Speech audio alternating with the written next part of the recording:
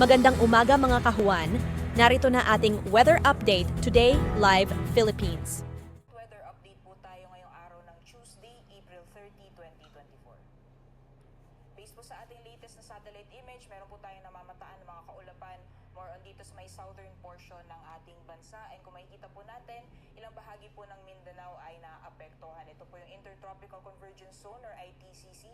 Kaya asahan po natin dito sa may katimugang bahagi ng Mindanao, makakaranas po tayo ng mga kalat-kalat mga pagulan. Samantalang sa nalalabing bahagi po ng ating bansa ay patuloy pa rin wala po tayong masyado nakikita na mga kaulapan na posibleng magdulot ng maghapon ng mga pagulan. Ngunit patuloy pa rin po yung pag-iral ng easterlies or yung init na hangin na gagaling sa dagat Pasipiko.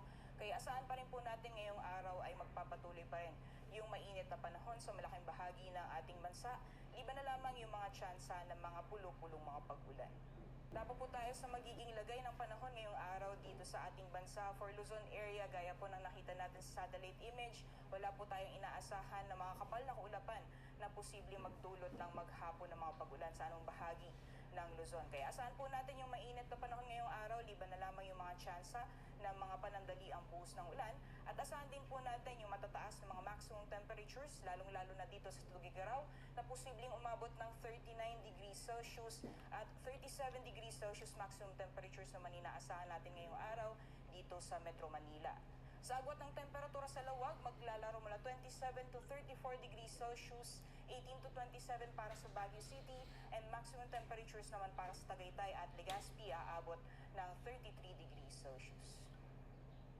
Sa nalalawing bahagi naman po ng ating bansa, gaya po ng nakita natin sa satellite image kanina, more on the southern portions or sa katimugang bahagi ng Mindanao ay makakaranas po ng mga pag-ulan. Kaya asahan po natin dito sa may Basilan, Sulu at Tawi-Tawi, ilang bahagi ng Zamboanga Peninsula, Soc-Sargen at Davao Region, makakaranas ng mga kalat-kalat mga pag-ulan. Samantalang sa nalalawing bahagi po ng ating bansa ay magpapatuloy pa rin yung mainit at manisang panahon, liban na lamang yung mga tsansa ng mga localized thunderstorms. Kadalasan po yan sa hapon o sa gabi. Sa agwat naman po ng temperatura para sa Kalayaan Islands at Puerto Princesa, maximum temperatures po natin aabot ng 34 degrees Celsius ngayong araw. Samantalang sa Iloilo at Zamboanga, posibleng umabot ng 33 degrees Celsius maximum temperatures. Para naman sa Cebu, Tacloban, pati na rin sa Cagayan de Oro at Davao, ang maximum temperatures po natin ay aabot ng 32 degrees Celsius ngayong araw. Sa kalagayan po ng ating karagatan, wala po tayong gale warning sa ngayon. Banayad hanggang sa katamtaman pa rin ang mga pag-alo na mararanasan. Kaya malaya pa rin po mga kapalaot yung ating mga kababayan na may mga maliit na sakyang pandagat.